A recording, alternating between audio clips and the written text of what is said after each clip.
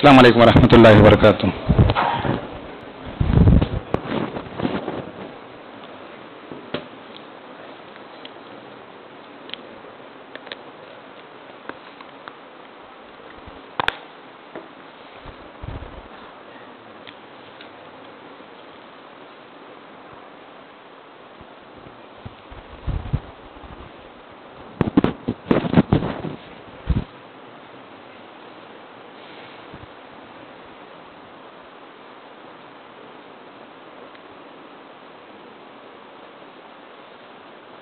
الحمد للہ رب العالمین.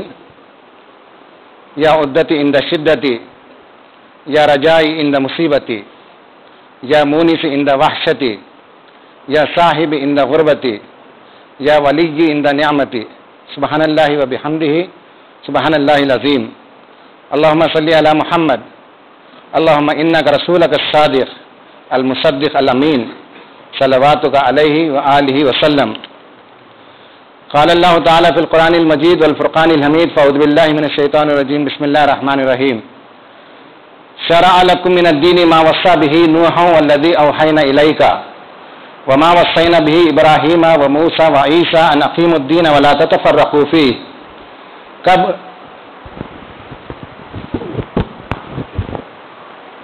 کبر علی المشرکین ما تدعو الیہ. اللہ یجتبی الیہ من یشاء ویہدی الیہ من ینیب. صدق اللہ العظیم. رب اشرح لی صدری ویسر لی امری واحلل عقدۃ من لسانی یفقہوا قولی. ربی یسر ولا تعسر وتمم بالخیر. سبحانک لا علم لنا الا ما علمتنا انک انت العلیم الحکیم.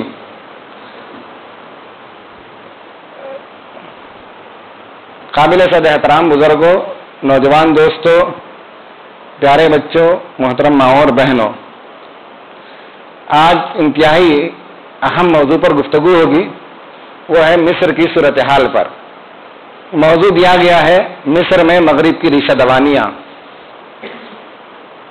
انسانی تاریخ کا ایک عظیم ترین واقعہ اس وقت رونما ہوا ہے، لیکن چونکہ میڈیا اس وقت اسلام دشمن عناصر کے ہاتھ میں ہے، اس لیے ہمارے اخبار میں، ہمارے ٹی وی میں یا ہمارے ہاں اس کا کوئی چرچا نہیں ہے. ہیومن ہسٹری میں کبھی اتنا بڑا پروٹیسٹ، جس میں اخوان المسلمون کے ذمہ داروں کے مطابق 45 ملین لوگ اس وقت ایک مہینے سے مسلسل سڑک پر ہیں. 45 ملین کا مطلب ہوتا ہے 4.5 کروڑ، اور پوری مصر کی آبادی ہے 9 کروڑ کی.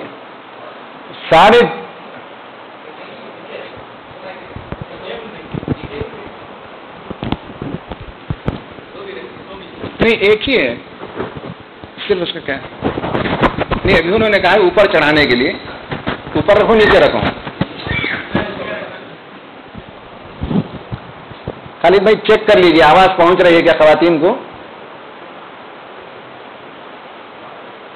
الحمدللہ رب العالمین الرحمن الرحیم مالک یوم الدین.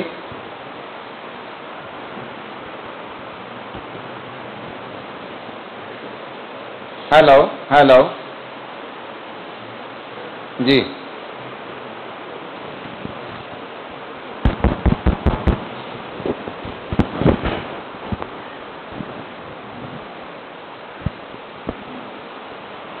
پڑھیے کچھ تاکہ مائک ٹیسٹ نہیں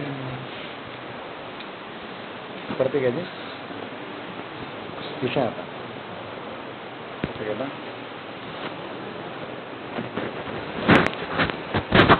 ہیلو ہیلو جی.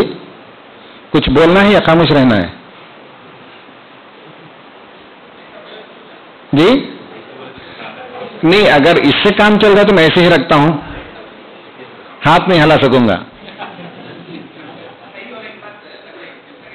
ٹھیک ہے، ایسا مطلب خواتین سے پوچھ دیجیے آواز ان کو پہنچ رہی ہے کیا. ٹھیک ہے، اوکے ٹھیک ہے.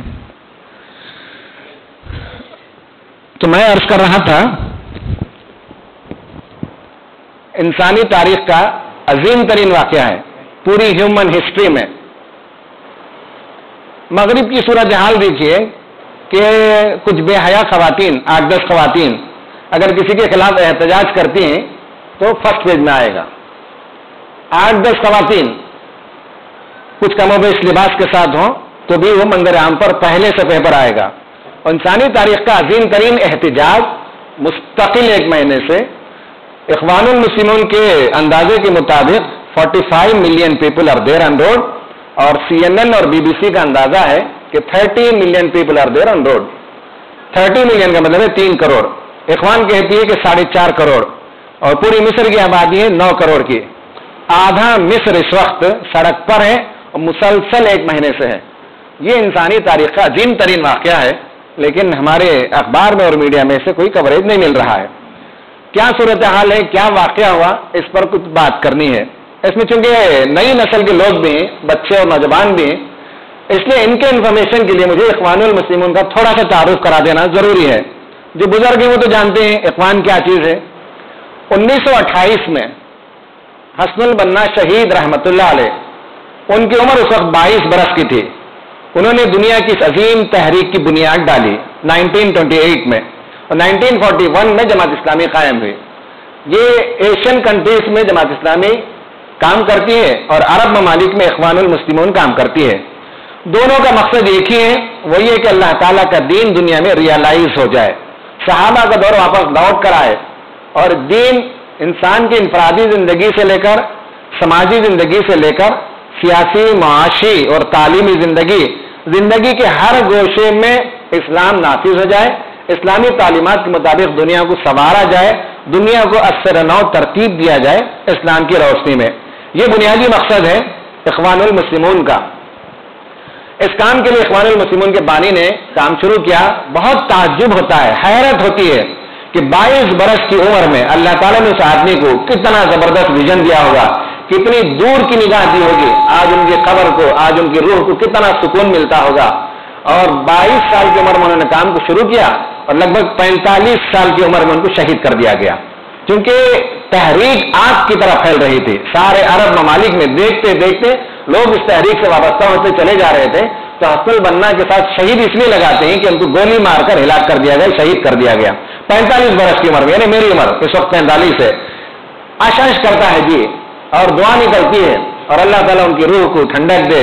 اور شہداء کا مقام تو ہمیں معلوم ہے کہ وہاں زندہ رہتے ہیں, جنت میں ان کی روح جاتی ہے, وہاں کے میوے کھاتے اور پیتے ہیں, وہاں کے پانی سے فیض اٹھاتے ہیں, اور شام میں واپس لوٹ کر خدا کے عرش کے سائے تلے آ جاتے ہیں. حدیث میں بات آتی ہے. تو حسن البنا شہید رحمت اللہ علیہ نے ایک تقریر میں ان سے پوچھا کہ اخوان کیا ہے, اس کا نصب لائن کیا ہے, اس کا مقصد کیا ہے, آپ بتائیے. آپ نے ایک کانفرنس میں, ایک تقریر میں بتایا کہ یہ اصل سرچشموں کی طرف لوٹنے کی دعوت ہے. قرآن اور سنت یہ مسلمانوں کے 2 بنیادی سرچشمے ہیں. آج امت کا سب سے بڑا مسئلہ یہ ہے کہ سرچشمہ اول جو فرسٹ سورس ہے قرآن, اس سے ہماری دوری ہے. اور مستقل حبیب اللہ صاحب اپنے درس میں بھی بتاتے رہتے ہیں کہ یہود کا, نصارہ کا جو پرابلم تھا وہ کتاب اللہ سے رشتہ منقطع ہو گیا. وہی صورتحال ہماری بھی ہے. اخوان کے بانی نے کہا کہ یہ دراصل اصل سرچشموں کی طرف پلٹنے کی دعوت ہے. یہ تصوف ہے, دل کی طہارت اور نفس کی پاکیزگی ہم چاہتے ہیں. یہ سیاسی تنظیم ہے, ہم حکومت سے اصلاح کا مطالبہ کرتے ہیں. یہ ورزش کی ٹیم ہے, ہم چاہتے ہیں کہ ہمارا ایک ایک نوجوان صحت مند ہو. یہ وطنی اور ثقافتی انجمن ہے, ہم چاہتے ہیں کہ کلب کا ایک ماحول پیدا ہو ہمارے نوجوانوں میں, اور یہاں آئیں اور کردار اخلاق سنوارے, اور کلچرل ایکٹیویٹیز, لکھنا, بولنا, شاعری کرنا, گانا, یہ سب دین کی خاطر کرنے کی عادت پیدا کریں. یہ ہمارا کلب ہے.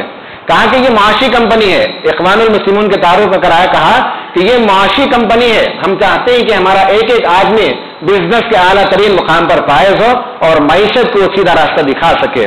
پھر کہا کہ یہ ہماری معاشرتی اسکیم ہے, ہم سماج سے برائیوں کے خلاف جد و جہد کرنا چاہتے ہیں.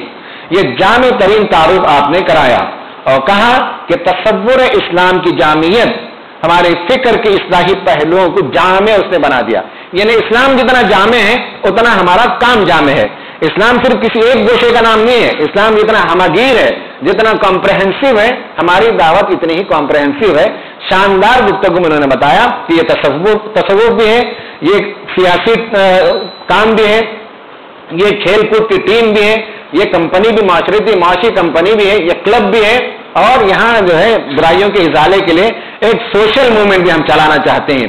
پھر اس کے بعد آپ نے فرمایا کہ ہماری تحریک کی 3 بنیادیں ہیں.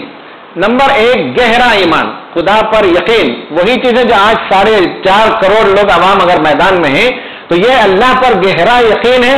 وہاں کے منسٹر صاحب جو صلاح سلطان میں وہاں ایک منسٹر تھے، ان کے بیٹے کو گولی لگی، ان سے پوچھا گیا تو انہوں نے کہا کہ میرا بچہ جو ہے اللہ تعالیٰ کے حوالے ہے، بچے گا تو بھی غازی، شہید ہو جائے گا تو اللہ تعالیٰ کا اونچا درجہ ہے، ابھی میں اسے دیکھنے جا نہیں سکتا اس لیے کہ میں اس وقت مورچہ سنبھالا ہوا ہوں۔ ایک ایک منسٹر ایک ایک گاؤں ایک ایک شہر کو سنبھالے ہوئے ہیں اور کنٹرول کیے ہوئے ہیں، یہ گہرا ایمان۔ نمبر 2 دقیق تنظیم، بہت ڈیپتھ میں ایسی تنظیم بندی کرنا ہم اپنے افراد کے کہ کبھی بھی یہ بکھرنے نہ پائیں، وہی چیزیں جو آج ہم دیکھتے ہیں۔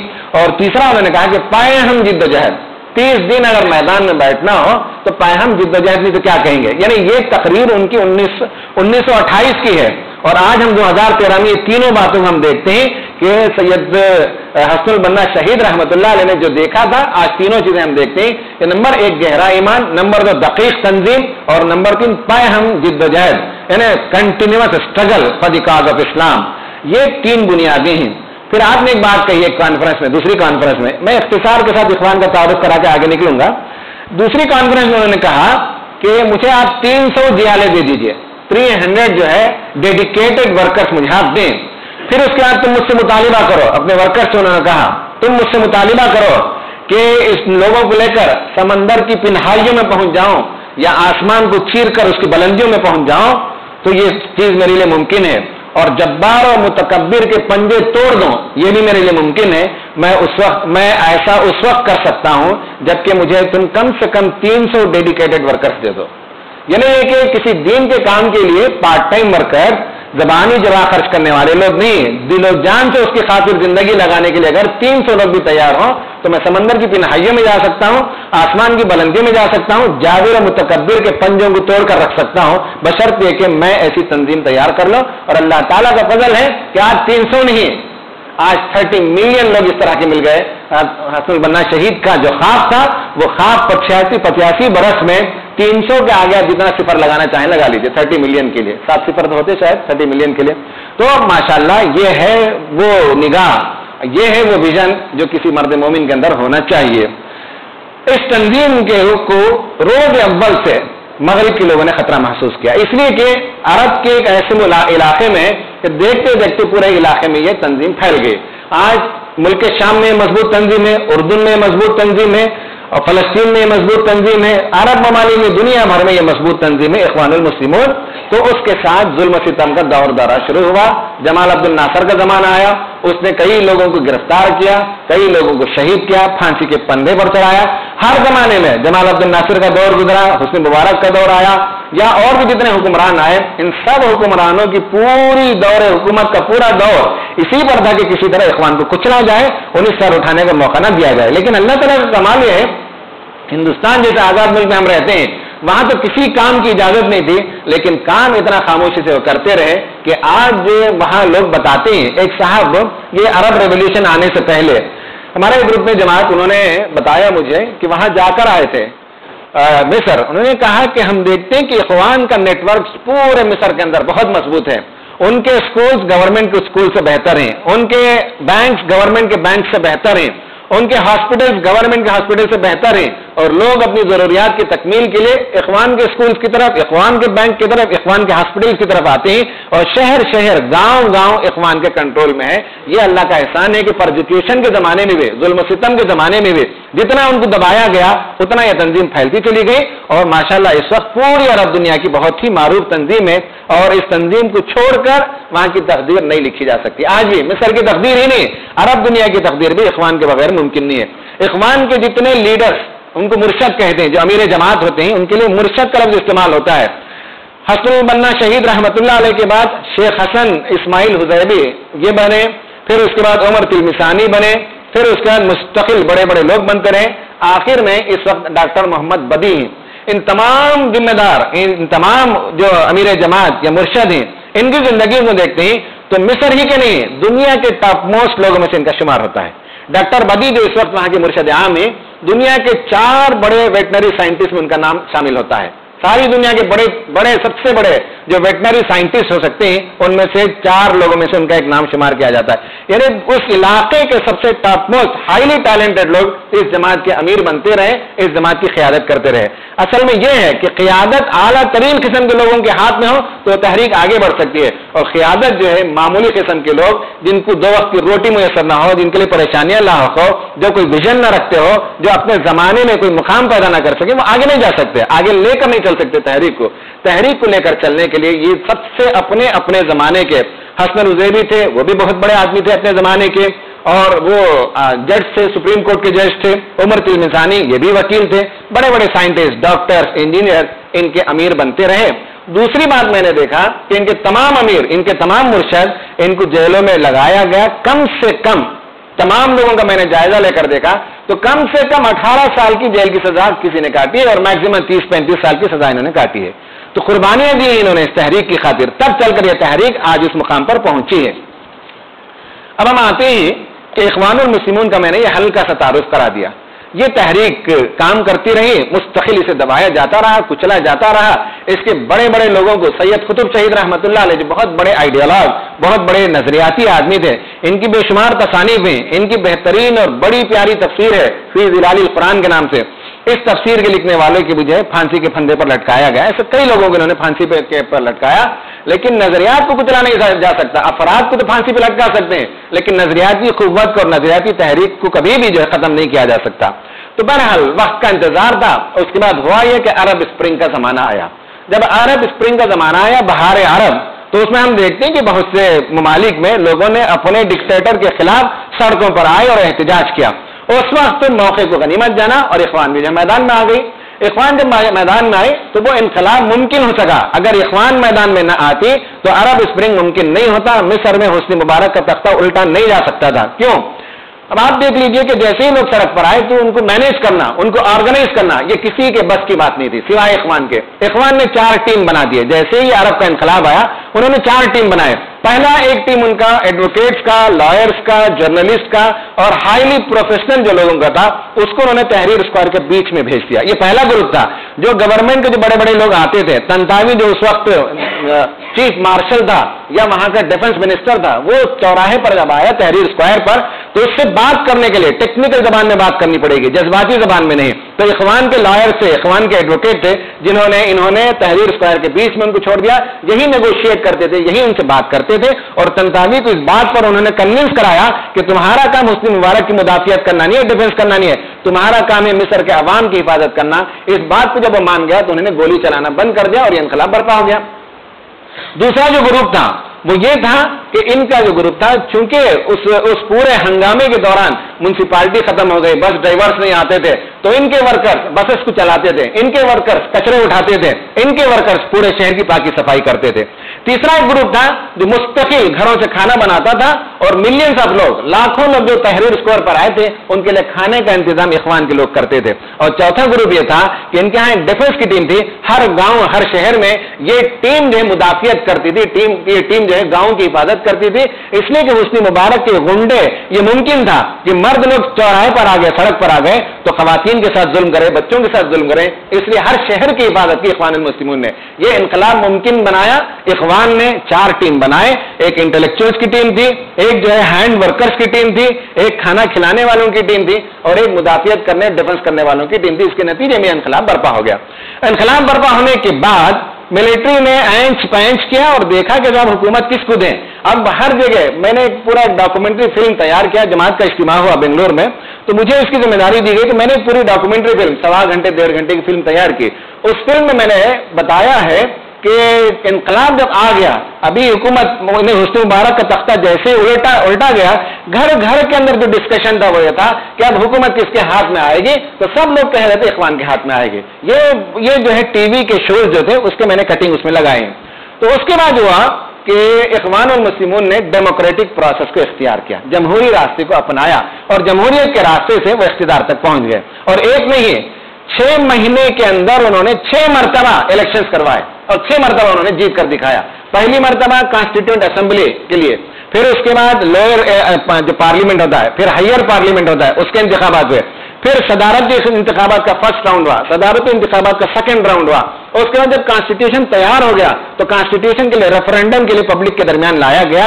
ایک نہیں 6 راؤنڈ 6 مرتبہ 6 مہینے کے اندر اخوان المسلمون نے میجارٹی حاصل کی, 64% انہوں نے ووٹ حاصل کیے. تو الحمدللہ اس نے انقلاب برپا کیا اور وہ اقتدار پر آ گئے.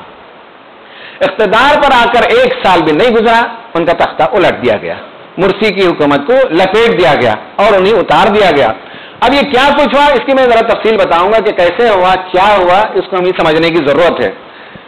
اس سے پہلے, اس کو سمجھنے سے پہلے تھوڑا سا ایک بیک گراؤنڈ کی طرف لے جاتا ہوں. میں ایک بات پہلے سے بھی عرض کرتا تھا, ہمارے بعض دوست کہتے تھے امین صاحب یہ باتیں کانسپریسی تھیوری ہے, آپ بھی کیا اس پر یقین رکھتے ہیں؟ لیکن میں کہتا تھا کہ کانسپریسی تھیوری نہیں ہے, جبکہ یہ چیز نافذ ہو گئی ہے, عملاً دنیا میں ہو چکا ہے تو ماننا پڑے گا. اصل میں یہ ہے کہ بش جو سینئر بش تھا اس نے ایک نیا نعرہ دیا تھا, آپ کو یاد ہوگا کیا نعرہ تھا اس کا؟ New world order. ایک نعرہ اس نے دیا تھا. نیو ورلڈ آرڈر عوام کو بولنے کے لیے تھا. اصل میں اس کا دوسرا جو نام ہے وہ ہے گریٹر مڈل ایسٹ پروجیکٹ. اس کا نام ہے Greater Middle East Project. Middle East جو ہے جسے ہم جو اس وقت عرب دنیا ہے وہ مڈل ایسٹ ہے. گریٹر مڈل ایسٹ کا مطلب ہے کہ اس مڈل ایسٹ کو آگے لیفٹ کی طرف اگر ایکسٹینڈ کیا جاتا ہے تو اس میں ایجپٹ آتا ہے, ٹونیشیا آتا ہے, موراکو آتا ہے, الجیریا آتا ہے, یہ سب ممالک یہاں تک. پھر ادھر رائٹ سائڈ میں تھوڑا سا ایکسٹینڈ کرتے ہیں تو افغانستان اور پاکستان, یہاں سے یہاں تک یہ سب مسلم ممالک ہیں. اسے گرین کرسنٹ کہا جاتا ہے. میپ میں اگر دیکھتے ہیں تو ایک چاند نما ہلال نما یہ علاقہ ہے, گرین کرسنٹ کہتے ہیں. اس پورے علاقے کو ہم کیسے کنٹرول کریں, اس پروجیکٹ کا نام نیو ورلڈ آرڈر تھا دنیا کو بولنے کے لیے, اور اندر انٹرنل کنزمپشن کے لیے اس پروجیکٹ کا نام تھا گریٹر مڈل ایسٹ پروجیکٹ. یہ پروجیکٹ کیسے کرنا ہے؟ اصل میں یہاں ذخائر ہیں, اللہ تعالیٰ نے اس کو مالا مال کیا ہے. مصطفیٰ تاہن کی کتاب ہے, انہوں نے ڈیٹا سے لکھ کر بتایا ہے کہ دنیا کے کسی خطے میں, دنیا کے کسی علاقے میں اتنی دولت, اتنا مال, اتنی فراوانی, اتنی ہریالی, اتنا پیٹرول دنیا میں کہیں نہیں ہے جتنا اللہ نے مسلم ممالک کو نوازا ہے. ہر چیز اس ملک میں ہے, اس علاقے میں ہے. اور اس کو جو کیپچر کرے گا دنیا میں وہی ٹرولی گلوبل پاور بنے گا. اسے کہتے ہیں یوریشیا, اس علاقے کو. تو ٹرولی گلوبل پاور بننا ہو تو یہاں جو ہے کنٹرول کرنا پڑے گا. تو اب امریکہ کا یہ پروجیکٹ ہے کہ اس پورے علاقے میں چائنا بھی جو ہے مداخلت کیا ہوا تھا, رشیا بھی مداخلت کیا ہوا تھا, امریکہ بھی تھا, لیکن اس پورے علاقے میں سے رشیا کو نکالنا, چائنا کو نکالنا, اور پورے پیٹرول کے ذخائر اور جتنے معدنیات ہیں, خزانے, یہ سب امریکہ کے ہاتھ میں آئے. اس کے لیے انہوں نے پروجیکٹ بنایا, اس کا نام ہے گریٹر مڈل ایسٹ پروجیکٹ. اس کو کیسے شروع کیا جائے؟ یہاں توڑنا, پھوڑنا, گرانا, وائلنس کریٹ کرنا, ڈسٹرکشن کرنا, اور اس کے نتیجے میں ایک نئی دنیا بنانا جو ہمارے موافق ہو. تو اس کے لیے انہوں نے جو نام دیا وہ ہے کریٹو ڈسٹرکشن. اس پروجیکٹ کا نام ہے کریٹو ڈسٹرکشن. آپ غور سے دیکھیے, ترجمہ دیکھیے, گرم گرم آئس کریم, جیسے بے وقوفی کی بات ہوگی ویسا ہی ہے. کریٹو ڈسٹرکشن کا مطلب ہے تعمیری تخریب. کنسٹرکٹ کرنے کے لیے ہم ڈیمالش کر رہے ہیں. اس پورے علاقے کو انہوں نے ڈیمالش کرنا شروع کیا. سب سے پہلے عراق کو ڈیمالش کیا, پھر اس کے بعد افغانستان کو انہوں نے ڈیمالش کیا, اب اس کے بعد ایران پر ان کی نگاہ ہے. سوڈان کو انہوں نے تقسیم کیا, 2 حصے میں تقسیم کر دیا. پھر اس کے بعد لیبیا جو بہت ہی معاشی طور پر مضبوط ملک تھا, جو امریکہ کا محتاج نہیں تھا, وہاں سے لیبیا سے کرنل غدافی کو مار کر ختم کیا. یمن کو کیپچر کیا, پھر اس کے بعد مصر کے اندر انقلاب برپا کیا. اس پورے علاقے میں ان کا ایک منصوبہ ہے. اس منصوبے کے تحت کنٹرول کرنا چاہتے ہیں. ہنری کسنجر جو یہودی بھی تھا, بہت بڑا ذہین آدمی تھا, غالباً ریگن کے زمانے میں ایکسٹرنل منسٹر بھی تھا, اس نے ایک قانون دیا. اس نے بتایا کہ to control nations control oil, to control people control food and water. عوام کو یعنی ممالک کو اگر کنٹرول کرنا ہو تو پیٹرول کے کنویں پر کنٹرول کرو, اور عام انسانوں کو کنٹرول کرنا ہو تو کھانا اور پانی پر کنٹرول کرو. اسی پروجیکٹ میں آج پوری دنیا میں آپ دیکھتے ہیں کہ یہی کام ہے. کھانا پانی بھی انہی کے ہاتھ میں ہے, پیٹرول بھی انہی کے ہاتھ میں ہے. یہ پروجیکٹ وہ کر رہے ہیں. اس پروجیکٹ کے سلسلے میں ایک کتاب ہے ولیم اینگھیل کی, ٹوٹیلیٹیرین ڈیموکریسی کے نام سے, بہت شاندار ہے. یہ بھی ویسے ہی ہے, 2 اپوزٹ ورڈ کو اس نے ملا دیا, 2 متضاد الفاظ کو انہوں نے ایک ساتھ جمع کیا. جیسے میں نے کہا نا گرم گرم آئس کریم, ایسے ہی ہے ٹوٹیلیٹیرین ڈیموکریسی. جمہوریت اور آمیریت 2 متضاد چیزیں ہیں, لیکن دونوں کا سنگم اس وقت وہ ہے آمیریت نما جمہوریت یا جمہوریت نما آمیریت. اس کی پوری کتاب بتاتی ہے کہ کس طرح سے امریکہ اس وقت پوری دنیا کو ری شیپ کر رہا ہے. جان پرکنس کی ایک اور کتاب ہے the secret history of American empire. یہ 2 کتابیں آپ دیکھ لیں تو اس پروجیکٹ کو آپ سمجھ میں آ جائے گا. یہ پروجیکٹ کیسے کرتے ہیں؟ کرتے یہ ہیں کہ امریکہ میں بہت سی تنظیمیں ہیں، ان میں سے ایک تنظیم ہے NED، national endowment for democracy. Endowment کہتے ہیں اوقاف کو، قومی اوقاف برائے جمہوریت، برائے فروغ جمہوریت. دنیا میں جمہوریت کو فروغ دینے کے لیے ایک اوقاف انہوں نے بنایا ہے اور millions and billions of dollars خرچ کرتے ہیں. اس کا طریقہ یہ ہے کہ مختلف لبرل لوگوں کو ساری دنیا سے اٹھا کر لے جاتے ہیں، ہندوستان سے بھی جاتے ہیں، اور مجھے معلوم ہے کہ جو لوگ گئے واپس پلٹ کر آنے کے بعد وہ امریکہ ہی کی راہ گلاپتے ہیں، وہی باتیں کرتے ہیں جو امریکہ چاہتا ہے. جانے سے پہلے تو اچھے لوگ ہوتے ہیں، واپس جا کر آتے ہیں تو ان کا ذہن بدل جاتا ہے. لکھنے والوں کو، بولنے والوں کو، ایڈوکیٹس کو، پروفیسرز کو، سب کو لے جاتے ہیں، ساری دنیا سے اٹھا کر لے جاتے ہیں. لے جانے کی ان کی تربیت کی جاتی ہے. پھر ہندوستان آ جاتے ہیں، امریکہ سے باہر ایجپٹ آتے ہیں، کہیں بھی آتے ہیں تو وہاں چھوٹی چھوٹی تنظیم بنانے کی انہیں تعلیم دی جاتی ہے، جو آج کے زمانے میں خوبصورت نام ہے NGO. NGO کوئی اچھی چیز نہیں ہے، یہ سب فارن فنڈڈ جو ہے آرگنائزیشنز ہوتے ہیں. تو الگ الگ NGOs کو بناتے ہیں، اور پہلا انہوں نے تجربہ کیا رشیا کو توڑنے کا، اور کامیاب تجربہ تھا NED کے ذریعے سے USSR کو انہوں نے توڑا. پھر اس کے بعد یوگوسلاویا کو انہوں نے توڑا، اس کے 4 حصوں میں تقسیم کیا، یہ بھی NED ہی کا پروجیکٹ ہے. پھر اس کے بعد NED ہی کا پروجیکٹ ہے مصر کے اندر انقلاب، اور یمن کے اندر انقلاب، لیبیا کے اندر انقلاب.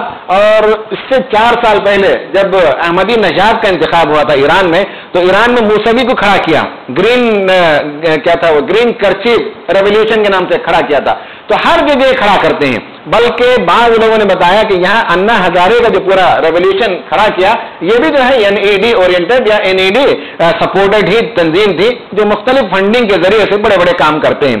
تو اس طرح سے تفصیل کے ساتھ اگر آپ کو دیکھنا ہو تو آپ الجزیرہ کے ویب سائٹ پر جائیے، اس میں ایک شاندار آرٹیکل ہے. جیسے یہاں RTI ہے، رائٹ ٹو انفارمیشن، ہندوستانی حکومت کہاں کہاں کیا خرچ کرتی ہے، آپ ڈیٹیل نکال سکتے ہیں. اسی طرح امریکہ میں بھی RTI ہے، اس کے ذریعے سے اس نے ڈیٹیل کو نکالا اور اس نے بہت ہی شاندار مضمون لکھا ہے. الجزیرہ میں عماد مکی کا ایک مضمون ہے، آپ دیکھ لیں. اس مضمون کے حوالے سے میں آپ کو بتاتا ہوں کہ مصر میں کیا کچھ ہوا. مصر میں جب وہ اسلامی تحریک بپا ہو گئی تو ڈر یہ تھا کہ دیکھتے دیکھتے پورے عرب علاقے میں جو ہے یہ اخوان المسلمون کی حکومت عام ہو جائے گی. اس لیے مغرب اور مغرب کے موالی یا اس کے حاشیہ بردار جو اس کے سپورٹر مسلم ممالک ہیں، ان کا اپنا کوئی اپنا اوپینین نہیں ہے. امریکہ جو کہتا ہے، اسرائیل جو کہے اس پر وہ عمل کرتے ہیں. تو یہ دونوں مل کر امریکہ، اسرائیل اور اسرائیل کے جو دوست تھے مسلم ممالک، ان سب نے مل کر یہ پلان بنایا کہ کسی طرح سے اخوان کو جلد از جلد نیچے اتارا جائے اور ان کو حکومت کرنے کے لیے لمبا موقع نہ دیا جائے. حالانکہ اللہ تعالیٰ نے ہم کو بتایا لن ترضى عنك اليهود ولا النصارى حتى تتبع ملتهم. دیکھیں یہود اور نصارہ تم سے کبھی راضی نہیں ہوں گے یہاں تک کہ تم ان کے قدموں ان کی طرف پلٹ کر نہ آ جاؤ، ان کے طور طریقے پر لوٹ کر نہ آ جاؤ، تب تک یہ راضی ہونے والے نہیں. تو مسلم ممالک بھی، اسرائیل بھی، ان سب نے مل کر پلان بنایا، اس پلان کے تحت ان کو اتارا. ایک آرٹیکل ہے US bankrolled anti Morsi activist, انہیں مورسی کو اتارنے کے لیے کس طرح سے امریکن بینکوں نے پیسے خرچ کیا، اس کی پوری تفصیل ہے. اس تفصیل کے تحت یہ ہوا کہ مختلف اداروں کو کھڑا کیا گیا. میں اس کے تھوڑے سے اشارے دیتا ہوں. نیشنل انڈومنٹ فار ڈیموکریسی ایک ادارہ ہے، USAID ایک ادارہ ہے، اس کے بعد POMED project for Middle East democracy, POMED وہ ایک ادارہ ہے. اور اس طرح کے 3-4 ادارے ہیں، انہوں نے بلینز آف ڈالرز خرچ کیے مرسی کو اتارنے کے لیے، اخوان المسلمون کو جو ہے نیچے اتارنے کے لیے انہوں نے خرچ کیے. ان میں سے نمبر 1 ہے عمر عفیفی سلیمان. یہ ایک بہت بڑا آدمی ہے جو امریکہ میں رہتا ہے. اس نے ایک NGO بنایا حقوق الناس کے نام سے، حقوق الناس. اس نے ویب سائٹ میں اس کے 85,000 فالوورز ہیں. اس نے ویب سائٹ میں لکھا تھا کہ کس طرح سے اخوان کو اتارنا چاہیے، کیسے پروٹیسٹ کرنا چاہیے، ان کی مسجدوں کو کیسے گھیرنا چاہیے، کیسے روڈوں کو بلاک کرنا چاہیے، اخوان کے لوگوں کی کیسے پٹائی کرنی چاہیے، سر قلم کرنا چاہیے، اور پانی کی قلت پیدا کرو، پاور کی قلت پیدا کرو، اور گیس کی قلت پیدا کرو. یہ آدمی تھا جس نے آئیڈیا دیا. فیس بک میں لکھا کہ power crisis, water crisis, gas crisis کو کیسے کریٹ کیا جاتا ہے. فیس بک میں اس نے لکھنا شروع کیا. یہ جو حقوق الناس ہے اسے 2008 سے فنڈ ملنا شروع ہوا امریکہ کی طرف سے، اور اس نے millions and billions of dollar جو ہے کچھ ہی سال میں حاصل کیا ہے. اس نے جو کچھ لیا ہے وہ 1.4 بلین اینولی لیا ہے، NED سے 118 ملین. اس کی تفصیلات ہیں آپ دیکھ لیں. दूसरा एक ग्रुप है दी सैल्वेशन फ्रंट, इस वक्त जो हुकूमत बनाई है, जिस ग्रुप ने हुकूमत बनाई है मिस्र में, सैल्वेशन फ्रंट, उसने भी पैसे लिए और बेशुमार फंडिंग हुई, और स्ट्रीट प्रोटेस्ट फंड के नाम से स्ट्रीट में लोगों को लाने के लिए उसकी फंडिंग अमेरिका की तरफ से हुई। फिर उसके बाद एक खातून है इसरा के नाम से, इसरा अब्दुल फत्ताह, ये खातून वो है जो हमेशा इखवान की मुखालिफत करती रही, और कॉन्स्टिट्यूशन जब रेफरेंडम के लिए लाया गया तो कॉन्स्टिट्यूशन की मुखालिफत करने के लिए इसने कैंपेन चलाया था। इस खातून को $75,000 का ग्रांट 2011 में मिला, और मुख्तलिफ इदारों से उसे पैसे मिलते रहे। एक प्रेस इंटरव्यू में उसने कहा कि जून 30 तक मुर्सी का तख्ता उलट दिया जाएगा। इन्हें इस यकीन के साथ कहा ये प्रोजेक्ट है, इसीलिए मैं कह रहा हूं कि ये प्रोजेक्ट था, इसीलिए उसने अपने इंटरव्यू में 2-3 हफ्ते पहले कहा कि जून 30 आखिरी तारीख होगी, उसके बाद मिस्र की मुर्सी को जो है उतरना ही पड़ेगा, मोहम्मद मुर्सी को। फिर क्रिश्चियंस के ऑर्गेनाइजेशन को खड़ा किया अमेरिका ने, उसमें माइकल मुनीर नाम का एक आदमी है, जिसकी एक पार्टी है अल हया पार्टी, अल हया पार्टी, और वहां के बड़े बड़े जो पैसे वाले बड़े बड़े इंडस्ट्रियलिस्ट हैं, उन सबको मिलाकर इसने एक तंजीम बनाई, hand in hand for Egypt. Hand in hand for Egypt एक एनजीओ है, इसे तकरीबन $9 लाख का जो है 2009 में, और इधर 2013 में $1.3 बिलियन की फंडिंग की गई अमेरिका की तरफ से इस पार्टी को, कॉप्टिक क्रिश्चियंस के। और ये मुर्सी के खिलाफ कहते हैं कि 5 लाख लोगों को सड़क पर लाया, हालांकि 5 लाख लोग नहीं थे, लेकिन इन्होंने लिखा है। इसी तरह एक और पार्टी है रिफॉर्म एंड डेवलपमेंट पार्टी, इसे तकरीबन 3 मिलियन से ज्यादा जो है इसकी फंडिंग हुई। एक और इदारा है इब्न खल्दून इदारा, पैसे अगर चाहिए तो कोई भी इदारा बना दीजिए, ऑटोमेटिक पैसे आते हैं बाहर से, नाम कुछ भी रखें लेकिन काम करना है वो जो अमेरिका चाहता है। इब्न खल्दून सेंटर, इब्राहिम नाम का एक आदमी है, वो कहते हैं कि सबसे ज्यादा पैसे इब्राहिम ने हासिल किए, और इन सब लोगों ने मिलकर ये काम किया, जिसके नतीजे में देखते देखते इख्वानुल मुस्लिमून की हुकूमत बैठ गई। फरीद एजाक महाराष्ट्र के आदमी हैं, उनके वालिद बहुत बड़े आदमी थे, कांग्रेस के थे, बहुत अच्छे इस्लामिस्ट थे, रफीक जकरिया है ना, उनका बेटा है फरीद जकरिया, वो ओबामा का राइट हैंड है, और उनके ओबामा के ग्रुप में से जो 10 टॉप इंटेलेक्चुअल्स हैं उनमें से फरीद जकरिया का नाम आता है। फरीद जकरिया टाइम्स जो मैगजीन सबसे बहुत ही प्रेस्टिजियस मैगजीन है, उसमें आर्टिकल लिखा है उसने, और उसने लिखा है कि ये सब देख किस तरह से अमेरिका उनको ढकेलता है। वो लिखा है कि साहब इस वक्त इख्वान को उतारने के नतीजे में इस्लाम पसंदों के दिल में ये बात बैठ गई कि जमहूरियत हमें रास नहीं आएगी, अगर इस्लाम को गालिब करना हो तो जिहाद के अलावा कोई और जरिया नहीं है, कोई और रास्ता नहीं। गोया कि इस तरह से पुश करते हैं, उधर लोगों का रुझान बढ़ाते हैं। और उसका जो आर्टिकल है इंतहाई खराब आर्टिकल, इस्लाम दुश्मनी की वो उसमें आती, वो केवल के बहुत खुल्लम खुल्ला उसने इस्लाम दुश्मनी की बातें लिखी।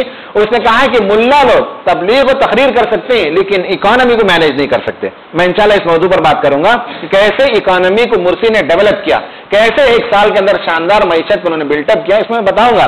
लेकिन ये लिखता है कि इकोनॉमी को मेंटेन करना मुल्ला लोगों का काम नहीं है, तकरीर तहरीर कर सकते हैं लेकिन they can't manage the economy, ये वो लिखता है। अब उसके बाद